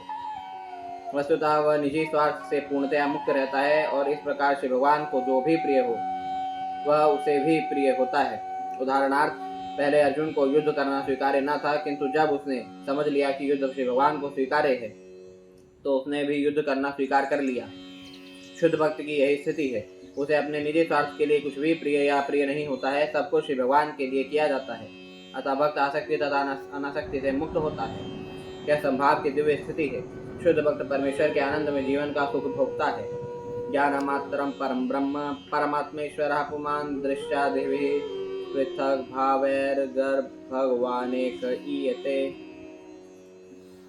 केवल पूर्ण पुरुषोत्तम भगवान ही पूर्ण दिव्य ज्ञान रूप हैं, किंतु समझने की भिन्न भिन्न विधियों के अनुसार वे या तो निराकार ब्रह्म परमात्मा पूर्ण पुरुषोत्तम भगवान या पुरुष अवतार के रूप में भिन्न भिन्न प्रतीत होते हैं। तात्पर्य यहाँ दृश्य आज भी शब्द महत्वपूर्ण है। श्री जीव गोस्वामी के मतानुसार दृश्य का अर्थ ज्ञान या दार्शनिक अन्वेषण है। विभिन्न विचारधाराओं के अंतर्गत दार्शनिक अनुसंधान के अनेकानेक विधियों द्वारा यथा ज्ञान योग की विधि से वे ही श्री भगवान अर्थात पूर्ण पुरुषोत्तम भगवान निराकार ब्रह्म के रूप में समझे जाते हैं। इसी प्रकार अष्टांग योग पद्धति से वे ही श्री भगवान परमात्मा के रूप में प्रकट होते हैं। किंतु विशुद्ध कृष्ण चेतना में अथवा ज्ञान की विशुद्ध स्थिति में जब कोई परम सत्य को समझने का प्रयास करता है तो वे ही श्री भगवान की अनुभूति उसे परम पुरुष के रूप में होती है। केवल ज्ञान के आधार पर अध्यात्म समझा जाता है। यहाँ पर प्रयुक्त परमात्मेश्वर पुमान ये सभी शब्द दिव्य हैं और वे परमात्मा को ही बताने वाले हैं। परमात्मा को पुरुष भी कहा जाता है, किंतु भगवान शब्द से साक्षात पूर्ण पुरुषोत्तम भगवान का बोध होता है, जो श्री यश शक्ति सौंदर्य ज्ञान तथा वैराग्य नामक षड ऐश्वर्यों से पूर्ण है। वे ही विभिन्न परव्योमों वैकुंठों में परमेश्वर हैं। परमात्मा ईश्वर और पुमान के विविध वर्णन यह बताते हैं कि परमेश्वर के विस्तार अनंत हैं। अंततः पूर्ण पुरुषोत्तम भगवान को जानने हेतु मनुष्य को भक्ति योग अपनाना होता है। ज्ञान योग या ध्यान योग संपन्न करके अंततः भक्ति योग पद तक पहुंचना होता है और तभी परमात्मा ईश्वर पुमान आदि को ठीक से समझा जा सकता है। श्रीमद् भागवतम के द्वितीय स्कंद में स्तुति की गई है कि मनुष्य चाहे भक्त हो या सकाम कर्मी या मुक्ति का इच्छुक, यदि वह पर्याप्त बुद्धिमान है तो उसे गंभीरता पूर्वक भक्ति में सेवा में लग जाना चाहिए। यह भी बताया गया है कि सकाम कर्मों से जो भी इच्छित फल प्राप्त होता है, चाहे वह उच्च लोक जाने की इच्छा ही क्यों न हो, वह सब केवल भक्ति करने से प्राप्त हो जाता है। क्योंकि परमेश्वर छहों ऐश्वर्यों से युक्त हैं, अतः वे अपने उपासक को इनमें से किसी का भी वर दे सकते हैं। एक ही पूर्ण पुरुषोत्तम भगवान भिन्न भिन्न चिंतकों के समक्ष परम पुरुष निराकार ब्रह्म या परमात्मा के रूप में प्रकट होते हैं। निर्विशेषवादी निराकार ब्रह्म में लीन होते हैं, किंतु ऐसा निराकार ब्रह्म की उपासना से नहीं होता। यदि कोई भक्ति में सेवा करे और साथ ही परमेश्वर में लीन होना चाहे तो वह ऐसा कर सकता है। यदि कोई ब्रह्म में लीन होना चाहता है तो उसे भक्ति करनी होगी। भक्त तो परमेश्वर को साक्षात देख सकता है, किंतु ज्ञानी तथा योगी ऐसा नहीं कर पाते। वे श्री भगवान के पार्षद पद तक नहीं उठ पाते। शास्त्रों में ऐसा कोई प्रमाण उपलब्ध नहीं है जहाँ ज्ञान के अनुशीलन या निराकार ब्रह्म की उपासना से कोई पूर्ण पुरुषोत्तम भगवान का निजी पार्षद बना हो। न ही योग के सिद्धांतों से कोई श्री भगवान का पार्षद बन सकता है। निराकार ब्रह्म को रूप विहीन होने के कारण अदृश्य कहा जाता है, क्योंकि ब्रह्म ज्योति का निराकार तेज श्री भगवान के मुखमंडल को आच्छादित किए रहता है। कुछ योगी चतुर्भुज श्री विष्णु को हृदय में आसीन देखते हैं, किंतु यहाँ भी श्री भगवान अदृश्य रहते हैं। श्री भगवान केवल भक्तों को दृश्य हैं। यहाँ पर दृश्य आदि भी कथन महत्वपूर्ण है, क्योंकि पूर्ण पुरुषोत्तम भगवान दृश्य तथा अदृश्य दोनों हैं, अतः उनके भिन्न भिन्न पहलू होते हैं। श्री भगवान का परमात्मा रूप तथा ब्रह्म पहलू अदृश्य है, किंतु भगवान स्वरूप दृश्य है। विष्णु पुराण में इस तथ्य की सुंदर व्याख्या की गई है। श्री भगवान का विराट रूप तथा श्री भगवान का निराकार ब्रह्म तेज अदृश्य होने के कारण निम्नतर पहलू है। विराट रूप की धारणा भौतिक है और निराकार ब्रह्म की धारणा आध्यात्मिक है, किंतु सर्वोच्च आध्यात्मिक अनुभूति तो पुरुषोत्तम भगवान की कही जाती है। विष्णु पुराण का कथन है, विष्णु ब्रह्म स्वरूपेण स्वयमेव व्यवस्थिता। ब्रह्म का वास्तविक रूप श्री विष्णु है अथवा श्री विष्णु ही परम ब्रह्म है, स्वयं एव उनका सगुण रूप है। परम आध्यात्मिक अवधारणा तो पूर्ण पुरुषोत्तम भगवान है। इसकी पुष्टि श्रीमद् भगवद गीता में भी की गई है। यद गत्वा न निवर्तन्ते तद्धाम परमं मम। परमं मम कहलाने वाला धाम ही वह स्थान है जिसे यदि कोई एक बार प्राप्त कर ले तो वहां से इस कष्टप्रद बद्ध जीवन में फिर वापस नहीं लौटता। प्रत्येक स्थान आकाश तथा वस्तु श्री विष्णु की है, किंतु जिस स्थान में वे स्वयं रहते हैं वह तद्धाम परमं उनका परम धाम है। मनुष्य को अपना गंतव्य श्री भगवान का परम धाम बनाना चाहिए। एतावानेव योगेन समग्रहेण योगिनः युज्यते भीमतोरिर्थो यत् संगस्तु कृष्णशः। समस्त योगियों के लिए सबसे बड़ी सूझबूझ तो पदार्थ से पूर्ण विरक्ति है, जिसे योग के विभिन्न प्रकारों द्वारा प्राप्त किया जा सकता है। तात्पर्य, योगी तीन प्रकार के हैं, भक्ति योग, ज्ञान योग तथा अष्टांग योग। भक्त, ज्ञानी तथा योगी सभी भौतिक बंधन से बाहर निकलने का प्रयास करते हैं। ज्ञानी अपनी इंद्रिय वृत्तियों को भौतिक कार्यों से पृथक करने का प्रयास करते हैं। ज्ञान योगी सोचता है कि पदार्थ असत्य है, केवल ब्रह्म सत्य है। अतः ज्ञान के अनुशीलन द्वारा वह इंद्रियों को भौतिक भोग से हटाने का प्रयत्न करता है। अष्टांग योगी भी इंद्रियों को वश में करने का प्रयत्न करते हैं, किंतु भक्त जन अपनी इंद्रियों को श्री भगवान की सेवा में लगाते हैं। अतः ऐसा प्रतीत होता है कि भक्तों के कार्य ज्ञानियों तथा योगियों के कार्य से श्रेष्ठ हैं। योगी जन योग के 8 अंगों यम, नियम, आसन, प्राणायाम, प्रत्याहार इत्यादि के अभ्यास द्वारा इंद्रियों के वश में करने का प्रयास करते हैं, और ज्ञानी जन अपनी मानसिक तर्क द्वारा यह जानने का प्रयत्न करते हैं कि इंद्रिय सुख असत्य है, किंतु सबसे सरल तथा अत्यंत प्रत्यक्ष विधि तो इंद्रियों को श्री भगवान की सेवा में लगाना है। समस्त योगों का उद्देश्य इस भौतिक संसार से अपनी निर्वृत्तियों को मोड़ना है, किंतु अंतिम लक्ष्य भिन्न भिन्न होते हैं। ज्ञानी जन ब्रह्मतेज से एकाकार हो जाना चाहते हैं, योगी परमात्मा का साक्षात्कार करना चाहते हैं, और भक्तगण कृष्ण चेतना तथा श्री भगवान के दिव्य प्रेममयी सेवा का विकास करना चाहते हैं। प्रेम भक्ति ही इंद्रिय निग्रह की पूर्ण अवस्था है। इंद्रियां वास्तव में जीवन के सक्रिय लक्षण हैं और इन्हें रोका नहीं जा सकता। उनसे तभी विरक्ति प्राप्त की जा सकती है जब उन्हें उच्चतर कार्य में लगाया जाए।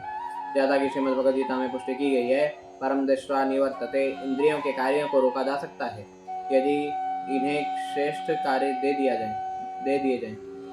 यह श्रेष्ठ कार्य है इंद्रियों को श्री भगवान की सेवा में लगाना। यही समस्त योग पद्धतियों का उद्देश्य है।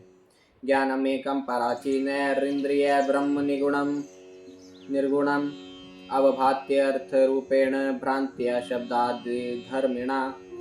जो अध्यात्म से परांगमुख हैं, वे परम सत्य परमेश्वर को तार्किक इंद्रिय प्रतीति के द्वारा अनुभव करते हैं, अतः भ्रांतिवश उन्हें प्रत्येक वस्तु सापेक्ष प्रतीत होती है। तात्पर्य: परम सत्य श्री भगवान एक हैं, किंतु अपने निराकार पहलू के द्वारा सर्वत्र व्याप्त हैं। इसका श्रीमद् भगवद गीता में स्पष्ट उल्लेख है। भगवान श्री कृष्ण कहते हैं, जो कुछ भी अनुभव किया जाता है वह मेरी शक्ति का ही विस्तार है। प्रत्येक वस्तु उन्हीं पर आश्रित है, किंतु इसका अर्थ यह नहीं है कि वे ही प्रत्येक वस्तु हैं। इंद्रियानुभूति यथा ढोल की आवाज की श्रुति की प्रतीति, सुंदर स्त्री के दृश्य की प्रतीति, या जीभ द्वारा दूध की बनी सुस्वादु वस्तुओं की स्वाद की प्रतीति, ये सब भिन्न भिन्न इंद्रियों से प्राप्त होती हैं, फलतः भिन्न भिन्न प्रकार से समझी जाती हैं। इसीलिए इंद्रिय ज्ञान विभिन्न श्रेणियों में विभाजित है, यद्यपि सभी वस्तुएं परमेश्वर की शक्ति के प्राकट्य के रूप में एक ही हैं। इसी प्रकार अग्नि की शक्तियाँ ऊष्मा तथा प्रकाश हैं, और इन दोनों शक्तियों के द्वारा अग्नि विविध रूपों में या विविध इंद्रिय अनुभूति के रूप में प्रकट हो सकती हैं। मायावादी चिंतक इस विविधता को असत्य घोषित करते हैं, किंतु वैष्णव चिंतक विविध प्राकट्यों को असत्य नहीं मानते। वे इन्हें पूर्ण पुरुषोत्तम भगवान से अभिन्न मानते हैं, क्योंकि यह विविधता श्री भगवान की विविध शक्तियों का प्रदर्शन ही है। वैष्णव दार्शनिक इस दर्शन को स्वीकार नहीं करते कि परमेश्वर सत्य है और यह सृष्टि असत्य झूठी है। ब्रह्म सत्यम जगत मिथ्या। यद्यपि यह उदाहरण दिया जाता है कि सभी चमकने वाली वस्तुएं सोना नहीं होती, किंतु इसका अर्थ यह भी नहीं होता कि चमकने वाली वस्तुएं असत्य हैं। उदाहरणार्थ सीपी सुनहली प्रतीत होती है, इसका सुनहला रंग आंखों की प्रतीति के कारण होता है, किंतु इसका अर्थ यह नहीं है कि सीपी असत्य है। इसी प्रकार भगवान श्री कृष्ण के स्वरूप को देखकर कोई यह नहीं जान सकता कि वास्तव में वे क्या हैं, किंतु इसका अर्थ यह नहीं है कि वे असत्य हैं। श्री कृष्ण के स्वरूप को ज्ञान ग्रंथों तथा यथा ब्रह्म संहिता में वर्णित स्वरूप के आधार पर जाना जाता है। ईश्वरः परमः कृष्णः सच्चिदानंद विग्रहः। पूर्ण पुरुषोत्तम भगवान श्री कृष्ण का आध्यात्मिक शरीर शाश्वत एवं आनंदमय है। अपनी अपूर्ण अनुभूति के कारण हम श्री भगवान के रूप को समझ नहीं पाते। हमें उनके विषय में ज्ञान प्राप्त करना होता है, इसीलिए यहाँ पर ज्ञानम एकम कहा गया है। श्रीमद् भगवद गीता इसकी पुष्टि करती है कि जो लोग भगवान श्री कृष्ण को देखकर उन्हें सामान्य व्यक्ति समझते हैं, वे मूर्ख हैं। वे पूर्ण पुरुषोत्तम भगवान के असीम ज्ञान, शक्ति तथा ऐश्वर्य को नहीं जानते। भौतिक इंद्रियों का अधूरा अनुभव इस निष्कर्ष की ओर ले जाता है कि परमेश्वर रूप विहीन है। इस प्रकार की अधूरी मानसिक अनुभूति के कारण बद्ध जीव भ्रामक शक्ति माया के वशीभूत होकर अज्ञान में रहता है। परम पुरुष को श्रीमद् भगवद गीता में उन्हीं के द्वारा उच्चरित वाणी से समझा जा सकता है, जहाँ वे स्वयं कहते हैं कि उनसे श्रेष्ठ कुछ भी नहीं है और निराकार ब्रह्म तेज उन्हीं के व्यक्तित्व के आधार पर टिका हुआ है। श्रीमद् भगवद गीता की शुद्ध एवं पूर्ण दृष्टि की तुलना गंगा नदी से की जाती है। गंगा जल इतना शुद्ध है कि उससे गधे तथा गायें भी शुद्ध हो जाती हैं, किंतु यदि गंगा की उपेक्षा करके कोई गंदे नाले के जल से शुद्ध होना चाहे तो वह सफल नहीं होगा। इसी प्रकार मनुष्य केवल शुद्ध परमेश्वर के मुखारविंद से ही सुनकर शुद्ध ज्ञान प्राप्त कर सकता है। इस श्लोक में स्पष्ट कहा गया है कि जो पूर्ण पुरुषोत्तम भगवान से विमुख हैं, वे अपनी अपूर्ण इंद्रियों से परम सत्य की प्रकृति के विषय में तर्क वितर्क करते हैं। निराकार ब्रह्म का ज्ञान केवल कानों से ग्रहण किया जा सकता है, निजी अनुभव से नहीं। फलतः ज्ञान श्रोत्र अनुभव से सुनकर प्राप्त किया जाता है। वेदांत सूत्र में पुष्टि की गई है, शास्त्रयोनित्वात्, केवल प्रामाणिक शास्त्रों से शुद्ध ज्ञान प्राप्त करना चाहिए। अतः परम सत्य के विषय में तथाकथित काल्पनिक तर्क व्यर्थ हैं। जीव की वास्तविक पहचान उसकी चेतना है, जो उसके जागते, सोते तथा सपने में भी सर्वदा विद्यमान रहती है। यहाँ तक कि प्रगाढ़ निद्रा में भी वह अपनी चेतना से अपने आप को सुखी या दुखी अनुभव कर सकता है। इस प्रकार जब सूक्ष्म तथा स्थूल भौतिक पदार्थों के माध्यम से चेतना प्रकट होती है तो वह ढकी रहती है, किंतु जब चेतना कृष्ण चेतना में रहकर शुद्ध हो जाती है तो मनुष्य जन्म मृत्यु के चक्र से मुक्त हो जाता है। जब कल्मश रहित शुद्ध ज्ञान भौतिक प्रकृति के गुणों से अनावृत होता है, तभी जीव की वास्तविक पहचान हो पाती है कि वह पूर्ण पुरुषोत्तम भगवान का शाश्वत दास है।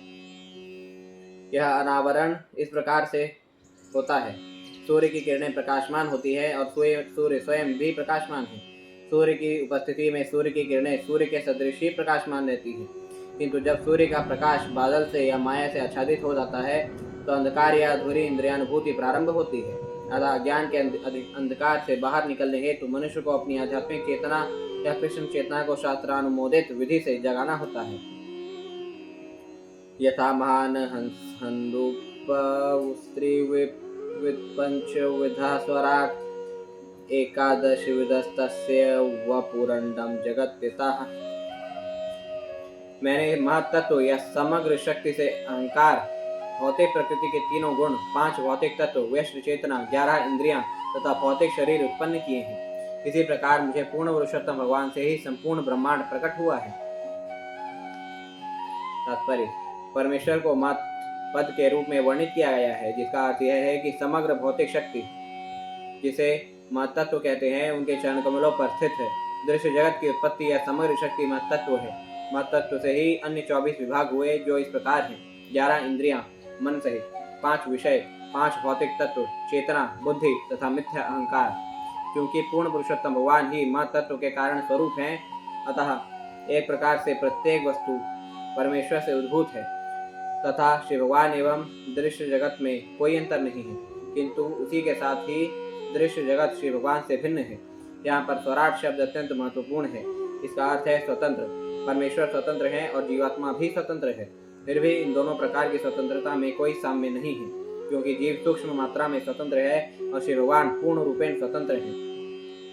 जिस प्रकार प्रत्येक जीव को भौतिक शरीर होता है जो 5 तत्वों तथा इंद्रियों से निर्मित है, उसी प्रकार से यह ब्रह्मांड भी परम स्वतंत्र श्री भगवान का विराट शरीर है। व्यष्टि आत्मा, व्यष्टि शरीर नाशवान है और इसी प्रकार परमेश्वर का शरीर रूपी संपूर्ण ब्रह्मांड भी नाशवान है, और ये दोनों प्रकार के शरीर महत्तत्व से ही बने हैं। अतः बुद्धि से इस अंतर को समझना चाहिए। प्रत्येक व्यक्ति जानता है कि उसका शरीर एक दिव्य स्फुलिंग से उत्पन्न हुआ है, और उसी प्रकार विराट शरीर परमात्मा या परम स्फुलिंग से उत्पन्न हुआ है। जिस प्रकार व्यक्तिगत शरीर आत्मा से उत्पन्न होता है, उसी प्रकार यह ब्रह्मांड रूपी विराट शरीर परमात्मा से उत्पन्न होता है। जिस प्रकार व्यष्टि आत्मा चेतना से युक्त है, उसी प्रकार से परमात्मा भी चेतन है। इस प्रकार परमात्मा तथा आत्मा में साम्य होने पर भी आत्मा की चेतना सीमित है और परमात्मा की चेतना असीम है। इसका वर्णन श्रीमद् भगवद गीता 13.3 में इस प्रकार हुआ है: क्षेत्रज्ञं चाप्यमां विद्धि। परमात्मा प्रत्येक कर्म क्षेत्र में उपस्थित रहते हैं। जिस प्रकार की व्यष्टि या शरीर में आत्मा रहता है, दोनों ही चेतन हैं। अंतर इतना ही है कि व्यष्टि आत्मा केवल व्यष्टि शरीर के प्रति चेतन है, जबकि परमात्मा समस्त शरीरों के प्रति विज्ञ है। एतद्वै श्रद्धया भक्त्या योगाभ्यासेन नित्यशः समाहितात्मा निःसंगो विरक्त्या परिपश्यति। यह पूर्ण ज्ञान उस व्यक्ति के द्वारा प्राप्त किया जा सकता है जो पहले से ही श्रद्धा, तन्मयता तथा पूर्ण विरक्ति सहित भक्ति योग में लगा रहता है, और जो श्री भगवान के विचार में निरंतर निमग्न रहता है। वह भौतिक संगति से निर्लिप्त रहता है। तात्पर्य: इस पूर्ण ज्ञान को योग का अभ्यास करता नास्तिक नहीं जान सकता।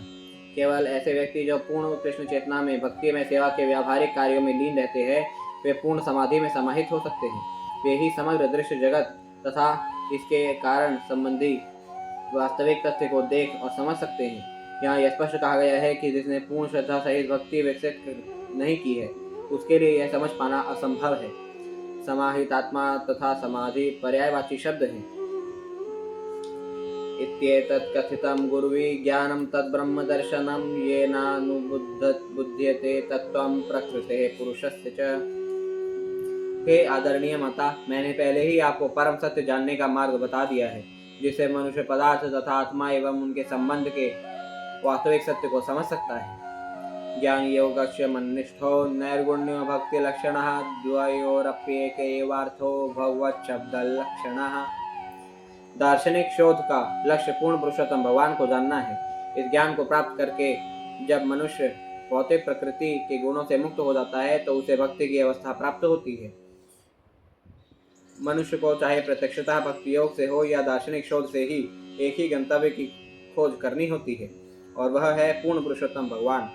तात्पर्य: श्रीमद् भगवद गीता में कहा गया है कि अनेक जीवन पर्यंत दार्शनिक शोध करने के पश्चात अंततः ज्ञानी मनुष्य उस बिंदु पर पहुंचता है जहाँ उसे ज्ञात होता है कि पूर्ण पुरुषोत्तम भगवान श्री वासुदेव ही सब कुछ है, अतः वह उनकी शरण में जाता है। दार्शनिक शोध करने वाले ऐसे गंभीर महापुरुष दुर्लभ होते हैं। यदि दार्शनिक अन्वेषण करके कोई श्री भगवान को समझने के बिंदु तक नहीं आता तो समझिए कि उसका कार्य अभी अधूरा है। उसे तब तक ज्ञान की खोज करनी पड़ती है जब तक कि वह श्री भगवान को भक्ति योग के द्वारा समझ नहीं लेता। श्री भगवान के प्रत्यक्ष संपर्क में आने का अवसर श्रीमद् भगवद गीता में दिया हुआ है, जहाँ इसका उल्लेख है कि जो लोग चिंतन तथा योगाभ्यास जैसी अन्य विधियों का सहारा लेते हैं उन्हें कष्ट मिलता है।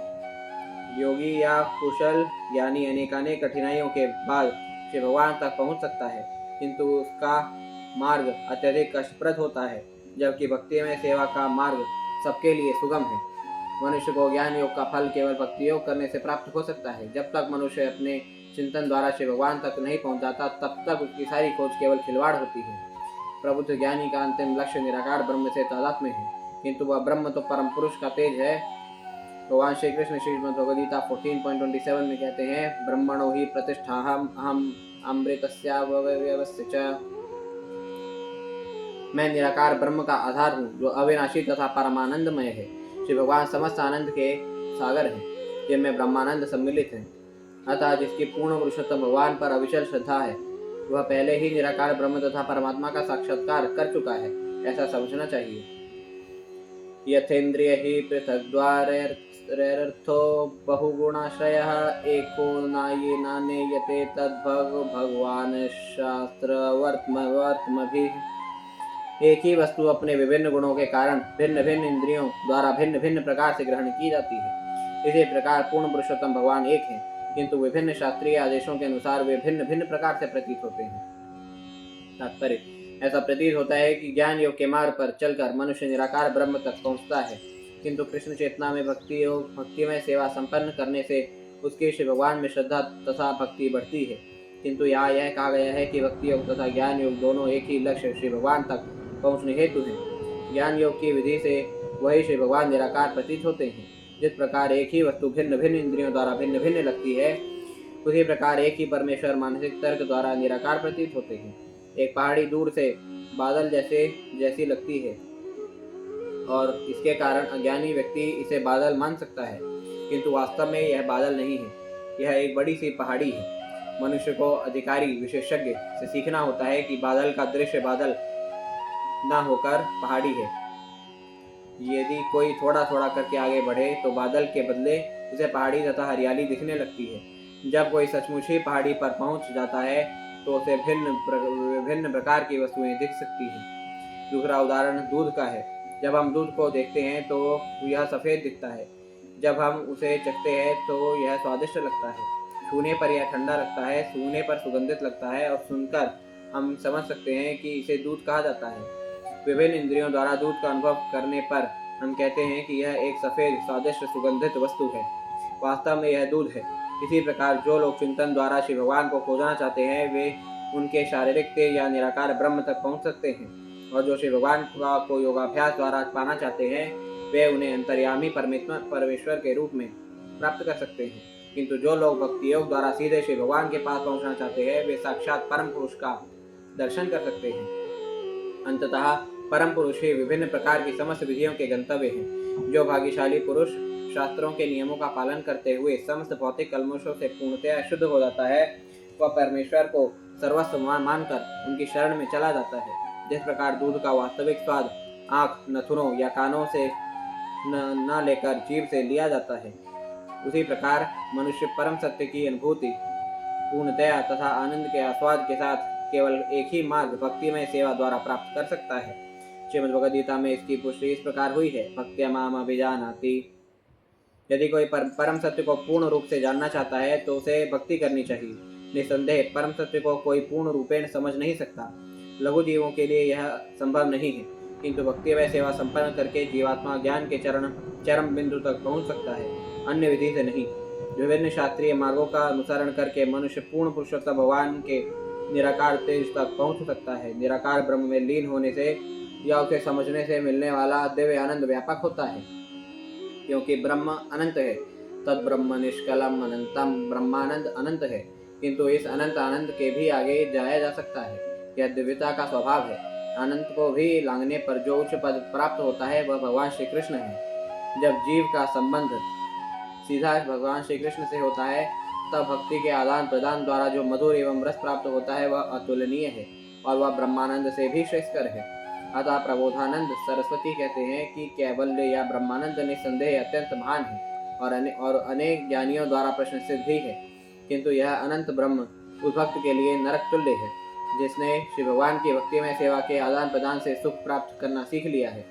अतः भगवान श्री कृष्ण के साथ प्रत्यक्ष आदान प्रदान करने की स्थिति तक पहुँचने हेतु मनुष्य को ब्रह्मानंद से भी आगे निकलने का प्रयास करना चाहिए, क्योंकि मन समस्त इंद्रियों की प्रवृत्तियों का केंद्र है। इसलिए भगवान श्री कृष्ण को इंद्रियों का स्वामी या ऋषिकेश कहा जाता है। इसकी विधि है मन को भगवान श्री कृष्ण या ऋषिकेश पर स्थिर करना, जैसा कि महाराज अम्बरीश ने किया। स वै मनसा पद कृष्ण पदारविंदयोः। भक्ति योग समस्त विधियों का मूल सिद्धांत है। भक्ति योग के बिना ना तो ज्ञान योग और ना अष्टांग योग सफल हो सकता है, और भगवान श्री कृष्ण तक पहुँचे बिना आत्म साक्षात्कार के सिद्धांतों का कोई परम लक्ष्य नहीं होता। क्रियया कृतुभिर्दानस्तपः स्वाध्यायमर्शनैः आत्मेन्द्रिय जयेनापि संन्यासेन च कर्मणां योगेन विविधांगेन भक्ति योगेन चैव हि धर्मणो भय चिह्नेन या प्रवृत्ते निवृत्तिमान आत्मतत्त्वावबोधेन वैराग्येण दृढ़ेन च ईयते भगवानेभिः सगुणो निर्गुणः स्वदृक्। सकाम कर्म तथा यज्ञ संपन्न करके, दान देकर, तपस्या करके, विविध शास्त्रों के अध्ययन से, ज्ञान योग से, मन के निग्रह से, इंद्रियों के दमन से, संन्यास ग्रहण करके तथा अपने आश्रम के कर्तव्यों का निर्वाह करके, योग के विभिन्न विधियों को संपन्न करके, भक्ति करके तथा आसक्ति और विरक्ति के लक्षणों से युक्त भक्ति योग को प्रकट करके, आत्म साक्षात्कार के विज्ञान को दान करके तथा प्रबल वैराग्य भाव जागृत करके आत्म साक्षात्कार की विभिन्न विधियों को समझने में अत्यंत पटु व्यक्ति उस रूप में पूर्ण पुरुषोत्तम भगवान का साक्षात्कार करता है, जैसा कि वे भौतिक जगत में तथा अध्यात्म में निरूपित किए जाते हैं। जैसा कि पिछले श्लोक में बताया गया है, मनुष्य को शास्त्रों के नियमों का पालन करना होता है। विभिन्न वर्णों तथा आश्रमों में स्थित व्यक्तियों के लिए भिन्न भिन्न कर्म कार्य बताए गए हैं।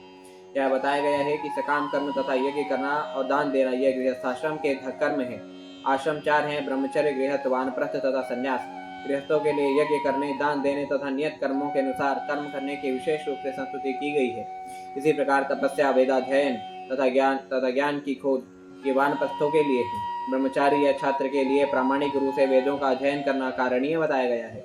जो सन्यासी है उनके लिए आत्मेंद्रिय जय अर्थात मन का निरोध तथा इंद्रियों को वश में करना होता है। ये सभी कार्य भिन्न भिन्न व्यक्तियों के लिए हैं, जिससे वे आत्म साक्षात्कार के पद तक ऊपर उठे, जहाँ से वे कृष्ण चेतना अर्थात भक्ति को प्राप्त हों। भक्ति योगेन चैव हि का अर्थ यह है कि श्लोक 34 के अनुसार जो भी करणीय है, चाहे वह योग हो या यज्ञ, सकाम कर्म, वेदाध्ययन या संन्यास ग्रहण, उसे भक्ति योग में संपन्न करना चाहिए। चाहे वही शब्द संस्कृत व्याकरण के अनुसार बताते हैं कि मनुष्य को ये सभी कार्य भक्ति के साथ करने चाहिए, अन्यथा इन कार्यों का कोई फल नहीं प्राप्त होगा। कोई भी नियत कर्म पूर्ण पुरुषोत्तम भगवान हेतु करना चाहिए। इसके पुष्टि श्रीमद् भगवद गीता 9.27 में हुई है। यत् करोषि यदश्नासि तुम जो भी करो, जो भी खाओ, जो भी यज्ञ करो, जो भी तपस्या करो और जो भी दान दो, उन सब का फल परमेश्वर को दिया जाना चाहिए। यहाँ पर एक शब्द जोड़ दिया गया है, यह बताता है कि ये कर्म इस प्रकार से अवश्य किए जाएं। जब तक समस्त कर्मों के साथ भक्ति नहीं की जाती तब तक वांछित फल नहीं मिलता, किंतु जब प्रत्येक कार्य में भक्ति को प्रधानता मिलती है तो अंतिम लक्ष्य अवश्य प्राप्त होता है। मनुष्य को पूर्ण पुरुषोत्तम भगवान श्री कृष्ण तक पहुंचना होता है। जैसा कि श्रीमद् भगवद गीता में कहा गया है, अनेकानेक जन्मों के पश्चात मनुष्य परम पुरुष भगवान श्री कृष्ण के पास पहुंचता है और यह जानकर उनकी शरण ग्रहण करता है कि वे ही सब कुछ हैं। श्रीमद् भगवद गीता में श्री भगवान यह भी कहते हैं, भोक्तारम यज्ञ तपसाम, समस्त यज्ञों अथवा कठोर तपस्या के भोक्ता श्री भगवान हैं। वे ही समस्त लोकों के स्वामी हैं और प्रत्येक जीवात्मा के सखा हैं। धर्मेणो भय चिन्हेन का अर्थ यह है कि भक्तियों की प्रक्रिया के दो लक्षण हैं, श्री भगवान के प्रति अनुराग तथा समस्त भौतिक संबंधों से विरक्ति। जिस प्रकार भोजन करते समय दो प्रकार के कार्य होते हैं, उसी प्रकार भक्तियों की प्रगति के दो लक्षण होते हैं। भोजन करने से भूखे व्यक्ति को शक्ति तथा संतोष मिलता है तथा साथ ही और अधिक भोजन करने से विरक्ति होती जाती है। इसी प्रकार भक्ति में सेवा संपन्न करने से वास्तविक ज्ञान का विकास होता है और मनुष्य समस्त भौतिक कार्यों से विरक्त होता जाता है। भक्ति में सेवा के द्वारा पदार्थ से जैसी विरक्ति तथा परमेश्वर के प्रति आसक्ति उत्पन्न होती है, वह अन्य किसी पद्धति से नहीं हो पाती। परमेश्वर के प्रति इस अनुराग को बढ़ाने की 9 विभिन्न विधियां हैं। ये हैं श्रवण, कीर्तन, स्मरण, पूजन, भगवत सेवा, सख्य भाव, प्रार्थना, सर्वस्व अर्पण करना तथा श्री भगवान के चरण कमलों की सेवा। वैराग्य उत्पन्न करने वाली विधियां श्लोक 36 में बताई गई है। मनुष्य अपने नियत कर्तव्यों को संपन्न करके तथा यज्ञ द्वारा स्वर्ग जैसे उच्च लोकों को प्राप्त कर सकता है। जब संन्यास ग्रहण करके मनुष्य ऐसी इच्छाओं से ऊपर उठ जाता है तब वह परमेश्वर के ब्रह्म स्वरूप को समझ सकता है और जब वह अपनी वास्तविक वैधानिक स्थिति देख पाता है तो वह अन्य सभी विधियों को देख लेता है और तब शुद्ध भक्ति की अवस्था में स्थित हो जाता है। उस समय वह पूर्ण पुरुषोत्तम भगवान को समझ सकता है। परम पुरुष का ज्ञान आत्म तत्व अवबोधेन कहलाता है, जिसका अर्थ है स्वयं की स्वाभाविक स्थिति को समझना। यदि कोई सचमुच परमेश्वर के शाश्वत दास के रूप में अपनी वैधानिक स्थिति को समझ जाता है तो वह भौतिक संसार की सेवा से विरक्त हो जाता है। प्रत्येक मनुष्य किसी न किसी प्रकार की सेवा में लगा है। यदि कोई अपनी वैधानिक स्थिति से परिचित नहीं होता तो वह अपने स्थूल शरीर, अपने परिवार, समाज या देश की सेवा में लगा रहता है, किंतु जो ही वह अपनी स्वाभाविक स्थिति देख पाता है, स्वदृक् का अर्थ है जो देखने में समर्थ है, वह ऐसी भौतिक सेवा से विरक्त होकर अपने आप को भक्ति योग में लगा लेता है। जब तक मनुष्य भौतिक प्रकृति के गुणों से युक्त है और शास्त्र अनुमोदित अपने कर्म करता रहता है तो वह उच्च लोकों को जा सकता है, जहाँ के अधिष्ठाता देव, सूर्यदेव, चंद्रदेव, वायुदेव, ब्रह्मा तथा शिव जैसे श्री भगवान के भौतिक प्रतिनिधि होते हैं। समस्त देवतागण श्री भगवान के भौतिक प्रतिनिधि हैं। भौतिक कर्मों से मनुष्य केवल ऐसे देवताओं तक ही पहुँच पाता है। जैसा कि श्रीमद् भगवद गीता 9.25 में कहा गया है, ज्ञाति देवव्रता देवान, जो लोग देवताओं से आ सकते हैं और अपने नियत कर्म करते हैं वे देवताओं के लोक तक पहुंच सकते हैं। इस प्रकार मनुष्य पितृलोक जा सकता है। इसी प्रकार जो व्यक्ति अपने जीवन की वास्तविक स्थिति ठीक से समझता है वह भक्ति में सेवा को अपना लेता है और पूर्ण पुरुषोत्तम भगवान का साक्षात्कार करता है। प्रोवाचम भक्ति योगस्य स्वरूपम ते चतुर्विधम कालस्य चावेत्गतेर्योन्तर्धावति जंतुषो। हे माता, आपसे मैं भक्ति योग तथा 4 विभिन्न आश्रमों में इसके फल स्वरूप की व्याख्या कर चुका हूँ। मैं आपको यह भी बता चुका कि शाश्वत काल किस प्रकार से जीवों का पीछा कर रहा है, यद्यपि यह उनसे अदृश्य रहता है। तात्पर्य: भक्ति योग की प्रक्रिया वह प्रधान नदी है जो परम सत्य स्वरूप सागर की ओर बह रही है और यहाँ पर वर्णित अन्य सभी विधियाँ उसकी सहायक नदियाँ हैं। यह भगवान श्री कपिल भक्ति योग की महत्ता का सार संक्षेप दे रहे हैं। जैसा कि पहले बताया जा चुका है, भक्ति योग 4 विभागों में विभक्त है। 3 तो भौतिक प्रकृति के गुणों के रूप में है तथा चौथा अध्यात्म है, जो भौतिक प्रकृति के गुणों से अछूता है। भौतिक प्रकृति के गुणों के साथ मिला हुआ भक्ति योग भौतिक अस्तित्व का एक साधन है, जबकि कर्म फल की इच्छाओं से रहित तथा ज्ञान योग के लिए प्रयासों से रहित भक्ति शुद्ध है, दिव्य भक्ति में सेवा है। जीव से संस्कृतिर्वैभवीर्विद्या कर्म निर्मिताः या स्वंग प्रविशन्नात्मा न वेद गतितात गतिमात्मनः। अज्ञान अथवा अपनी वास्तविक पहचान की विस्मृति में किए गए कर्म के अनुसार जीवात्मा के लिए अनेक प्रकार के भौतिक अस्तित्व होते हैं। हे माता, यदि कोई इस विस्मृति में प्रविष्ट होता है तो वह यह नहीं समझ पाता कि उसकी गतियों का अंत कहाँ होगा। तात्पर्य: एक बार जब कोई इस भौतिक अस्तित्व में प्रविष्ट हो जाता है तो फिर उसमें से निकल पाना अत्यंत कठिन होता है। अतः पूर्ण पुरुषोत्तम भगवान स्वयं आते हैं या अपने प्रामाणिक प्रतिनिधि को भेजते हैं और श्रीमद् भगवद गीता तथा श्रीमद् भागवतम जैसे शास्त्र पीछे छोड़ जाते हैं, जिससे अज्ञान के अंधकार में भटकते जीव इन उपदेशों, साधु पुरुषों एवं गुरुओं का लाभ उठा सके और इस प्रकार से मुक्त हो सके। जब तक जीव को साधु पुरुषों, गुरु या भगवान श्री कृष्ण की कृपा प्राप्त नहीं होती, तब तक इस भौतिक संसार के अंधकार से निकल पाना संभव नहीं होता। अकेले अपने प्रयास से तो यह सर्वथा असंभव है। न तत्फलायोपदिश्येन न विनीताय कर्हिचित् न स्तब्धाय न भिन्नाय नैव धर्म ध्वजाय च। भगवान श्री कपिल ने आगे कहा, यह उपदेश उन लोगों के लिए नहीं है जो ईर्ष्यालु हैं, अविनीत हैं या दुराचारी हैं। न ही यह उपदेश दंभियों या उन व्यक्तियों के लिए है जिन्हें अपनी भौतिक संपदा का गर्व है। न लोलुपायोपदिश्येन गृहारूढ़ चेतसे न भक्ताय च मे जातु न मद्भक्त्य दुष्यामपि। यह उपदेश ना तो उन लोगों को दिया जाए जो अत्यंत लालची हैं और पारिवारिक जीवन के प्रति अत्यधिक आसक्त है, न ही अभक्तों एवं शिव भगवान के भक्तों तथा शिव भगवान के प्रति ईर्ष्या रखने वालों को दिया जाए। तात्पर्य: जो लोग सदैव अन्य जीवों को हानि पहुंचाने की योजनाएं बनाते रहते हैं, वे कृष्ण भावनामृत को समझने के अधिकारी नहीं हैं और वे शिव भगवान के दिव्य प्रेम भक्ति के प्रक्षेत्र में प्रविष्ट नहीं हो सकते। साथ ही कुछ ऐसे स्वार्थी तथाकथित शिष्य होते हैं जो अत्यंत दिखावटी रूप से किसी निकृष्ट उद्देश्य से गुरु के प्रति विनीत बने रहते हैं। वे भी नहीं जान पाते कि कृष्ण भावनामृत अथवा भक्ति योग क्या है। ऐसे व्यक्ति जो अन्य संप्रदाय में दीक्षित होने के कारण भक्ति योग को पूर्ण पुरुषोत्तम भगवान तक पहुंचने का एक सापद स्थिति नहीं समझते, वे भी कृष्ण भक्ति को नहीं समझ सकते। हमारा अनुभव यह है कि कुछ अध्येता हमारे पास तो आते हैं, किंतु किसी विशेष प्रकार का मताग्रह होने के कारण वे हमारा साथ छोड़कर वीराने में खो जाते हैं।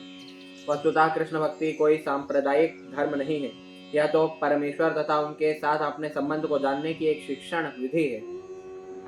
कोई भी इस आंदोलन में बिना किसी पूर्वाग्रह के सम्मिलित हो सकता है, किंतु दुर्भाग्यवश कुछ लोग ऐसे भी हैं जो अन्य प्रकार से अनुभव करते हैं। अतः यह श्रेयस्कर होगा कि ऐसे लोगों को कृष्ण भक्ति के ज्ञान का उपदेश न दिया जाए। सामान्यतः भौतिकवादी व्यक्ति किसी नाम, यश तथा भौतिक लाभ के पीछे उलझे रहते हैं। अतः यदि कोई उन कारणों से कृष्ण भक्ति करता है तो वह इस दर्शन को कभी समझ नहीं पाएगा। ऐसे व्यक्ति धर्म को सामाजिक अलंकरण के रूप में ग्रहण करते हैं। विशेषतः कलयुग में वे किसी सांस्कृतिक संस्थान में केवल नाम कमाने हेतु प्रवेश करते हैं। ऐसे लोग भी कृष्ण चेतना के दर्शन को नहीं समझ सकते। यदि कोई सांसारिक वस्तुओं के लिए लालची न भी हो, किंतु यदि पारिवारिक जीवन के प्रति अत्यधिक आसक्त है तो ये वह भी कृष्ण भक्ति को नहीं समझ सकता। ऊपर से ऐसे लोग भले ही लालची न लगे, किंतु वे अपनी पत्नी, बच्चों तथा परिवार की उन्नति के प्रति अत्यधिक आसक्त रहते हैं। यदि कोई ऐसा व्यक्ति हो जो उपयुक्त दोषों से कलमशग्रस्त न हो, तो भी यदि वह पूर्ण पुरुषोत्तम भगवान की सेवा में रुचि नहीं रखता या अभक्त है, तो वह भी कृष्ण चेतना के दर्शन को नहीं समझ पाएगा। श्रद्धेधाराय भक्ताय विनीताय अनसूयवे भूतेषु कृतमैत्राय शुश्रूषाभिरताय च। ऐसे श्रद्धालु भक्त को उपदेश दिया जाए जो गुरु के प्रति सम्मान पूर्ण, द्वेष न करने वाला, समस्त जीवों के प्रति मैत्रीभाव रखने वाला हो तथा श्रद्धा और निष्ठापूर्वक सेवा करने हेतु उत्सुक हो। बहिर्जात विरागाय शांत चित्ताय दीयतां निर्मत्सराय शुचये यस्याहं प्रेयसां प्रियः। यह उपदेश गुरु द्वारा ऐसे व्यक्तियों को दिया जाए जो पूर्ण पुरुषोत्तम भगवान को अन्य किसी भी वस्तु से अधिक प्रिय मानते हैं, जो किसी के प्रति द्वेष नहीं रखते, जो पूर्णतया शुद्ध चित्त हैं और जिन्होंने कृष्ण चेतना की परिधि के बाहर की किसी भी वस्तु के लिए विराग उत्पन्न कर लिया है। तात्पर्य: प्रारंभिक स्थिति में कोई भी व्यक्ति भक्ति की उच्चतम अवस्था को प्राप्त नहीं हो सकता। यहाँ भक्त का अर्थ उस व्यक्ति से है जो भक्त बनने हेतु सुधारवादी विधियों को स्वीकार करने में हिचकता नहीं। भगवत भक्त बनने हेतु मनुष्य को गुरु का आश्रय स्वीकार करना पड़ता है और उनसे भक्ति विषयक प्रगति के विषय में जिज्ञासा करनी होती है। भक्ति योग में प्रगति करने के 64 भक्ति कार्य हैं, जिनमें से कुछ हैं भक्त की सेवा करना, जप की विधि के अनुसार पवित्र नाम का जप करना, विग्रह पूजन, श्रीमद् भागवतम या श्रीमद् भगवद गीता को सिद्ध पुरुष से सुनना और ऐसे पवित्र स्थान में रहना जहाँ भक्ति योग में विघ्न ना पड़े। जो इन 5 प्रमुख कार्यों को करता है वह भक्त कहलाता है। मनुष्य को चाहिए कि वह गुरु का यथेष्ट सम्मान करे। उसे अपने गुरु भाइयों के प्रति अनावश्यक द्वेष नहीं रखना चाहिए, अपितु यदि गुरु भाई अधिक प्रबुद्ध है और कृष्ण भक्ति में बढ़ा चढ़ा है तो उसे लगभग गुरुतुल्य मानना चाहिए और ऐसे गुरु भाइयों को कृष्ण भावनामृत में उन्नति करते देख प्रसन्न होना चाहिए। भक्त को चाहिए कि सामान्य जनता को कृष्ण भक्ति का उपदेश देने में अत्यंत दयालु बने, क्योंकि माया के पास से निकलने का एकमात्र साधन यही है। यही वास्तविक लोक कल्याण का कार्य है, क्योंकि उन लोगों के प्रति दया दिखाने की यही विधि है जिन्हें इसकी अत्यंत आवश्यकता है। शुश्रूषाभिरताय शब्द उस व्यक्ति का सूचक है जो गुरु की सेवा में श्रद्धापूर्वक निरत रहता है। गुरु की समस्त प्रकार से सेवा की जानी चाहिए और उनसे सभी सुविधाएं प्रदान की जानी चाहिए। जो भक्त ऐसा करता है वह भी उन उपदेशों को ग्रहण करने हेतु पात्र है। बहिर्जाता विरागाय शब्द उस व्यक्ति का सूचक है जिसने आंतरिक तथा बाह्य भौतिक कामनाओं से वैराग्य प्राप्त कर लिया है। वह कृष्ण भक्ति से संबंध न रखने वाले कार्यकलापों से विरत तो है ही, साथ ही उसे आंतरिक रूप से भौतिक जीवन में से भी विमुख होना चाहिए। ऐसे व्यक्ति को ईर्ष्या रहित होना चाहिए और सभी जीवों की, न केवल मनुष्यों की अपितु उनके अतिरिक्त सभी जीवों की कल्याण की कामना करनी चाहिए। शुचये का अर्थ है भीतर और बाहर से शुद्ध व्यक्ति। अंदर और बाहर से शुद्ध बनने हेतु मनुष्य को भगवान श्री कृष्ण या श्री विष्णु पवित्र नाम का कीर्तन करना चाहिए। देताम शब्द बताता है कि कृष्ण भक्ति का ज्ञान गुरु द्वारा दिया जाना चाहिए। गुरु को चाहिए कि अयोग्य शिष्य को स्वीकार न करे, स्वयं व्यावसायिक ना बने और अर्थ लाभ के लिए शिष्य ना बनाए। प्रामाणिक गुरु को चाहिए कि वह उस व्यक्ति के प्रामाणिक गुणों को देखे जिसे वह दीक्षित करने जा रहा है। अयोग्य व्यक्ति को दीक्षित नहीं करना चाहिए।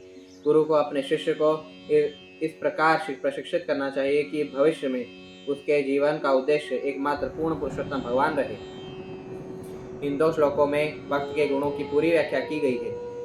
जिसने इन श्लोकों में वर्णित समस्त गुणों का विकास कर लिया है वह पहले से भक्त के पद को प्राप्त है।